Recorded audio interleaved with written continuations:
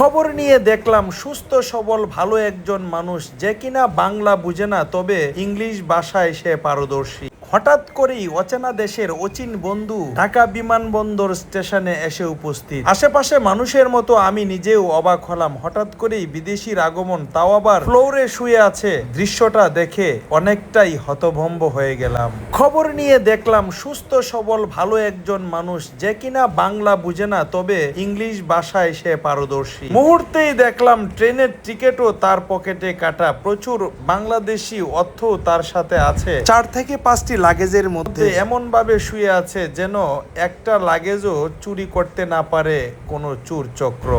আশেপাশে মানুষদের মতো আমারও কৌতূহল, কোথায় থেকে আসলো, কোথায় বা যাবে। পরবর্তীতে যা জানা গেল তা শুনে সবার চোখ রীতিমতো কপালে ওঠার মতো।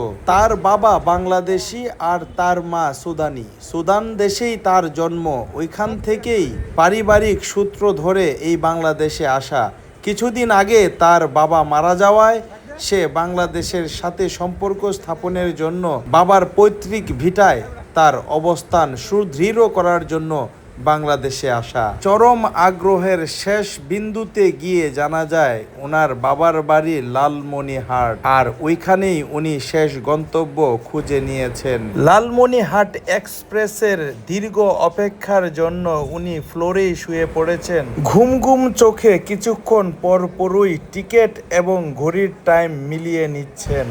দিন শেষে ফ্লোরে শুয়ে থাকা মানুষটিকে দেখে নিজেকে একটু উচ্চবিলাসী মানুষ হিসেবেই মনে হয়েছে। যাই হোক, পাগলের সুখ মনে মনে। রোমাঞ্চকর এই বিষয়টা আপনার কেমন লেগেছে জানাতে ভুলবেন না। ধন্যবাদ সকলকে।